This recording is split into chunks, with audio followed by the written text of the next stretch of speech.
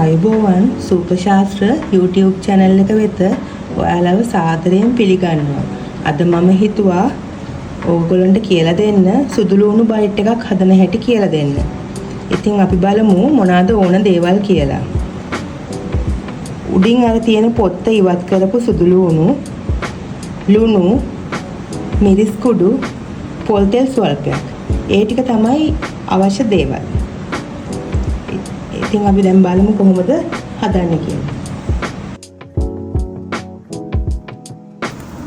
තාච්චියක් ලිපේ තියලා අපි ඒකට තෙල් ස්වල්පයක් දාගන්න ඕන.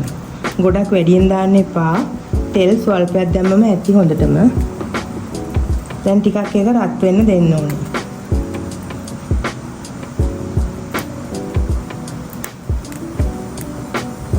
දැන් තෙල් රත් වෙලා තියෙන්නේ. අපි මේ සුදුලුණු ටික මේකට දානවා.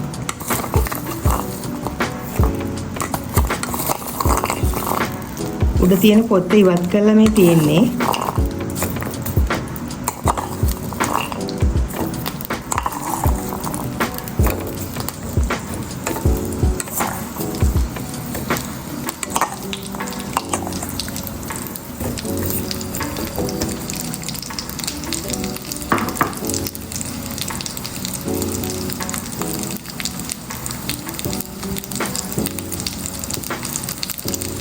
මේක හදන්න ඕනේ මද ගින්දරේ.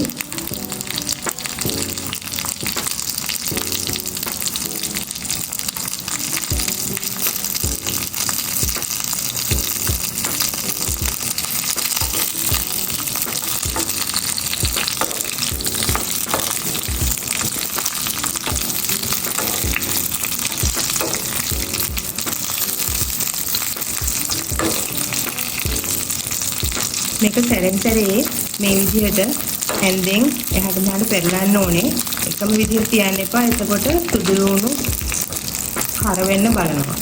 එකම තැන තියපුවම කොහොම තිය සැරෙන් සැරේ හැම වෙලාවෙම මේක හැඳි ගන්න ඕනේ මේ විදිහට.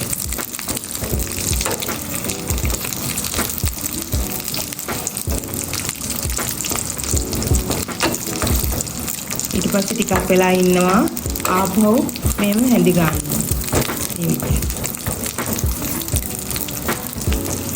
අපි නිකම්ම තියලා බලාගෙන හිටියොත් ඒක හරි රසවත් විදිහට එන්නේ නැහැ සුදුලුණු බයිට් එක.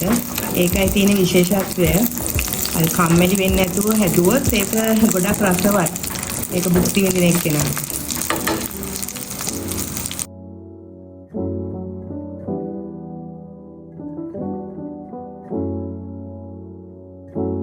මෙන්න මේ වගේ රන්වන් පාටක් වෙන්න ඕනේ. එතකොට තමයි මේක හරි පදමට ඇවිල්ලා තියෙනවා කියලා අපිට තේරෙන්නේ. ඔයගොල්ලන්ට තවදුරටත් මෙන්න මෙහෙම ඇනලා බලන්න පුළුවන්. මම නම් මේ බාබකියු ස්ටික් එකක් ගත්තේ.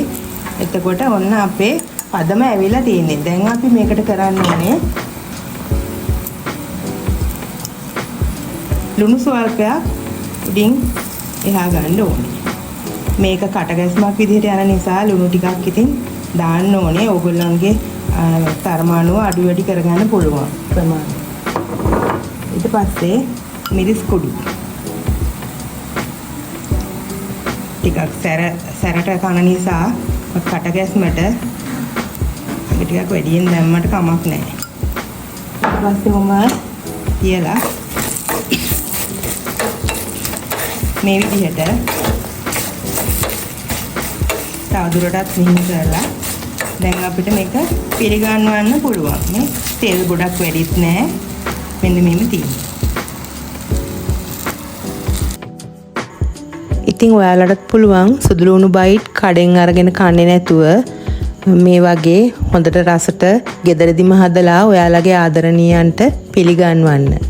ඉතින් ඔයාලා තාමත් මගේ YouTube channel එක subscribe කරලා නැත්නම් සූපශාස්ත්‍ර YouTube channel එක subscribe කරන්න. ඒ වගේම comment කරන්න.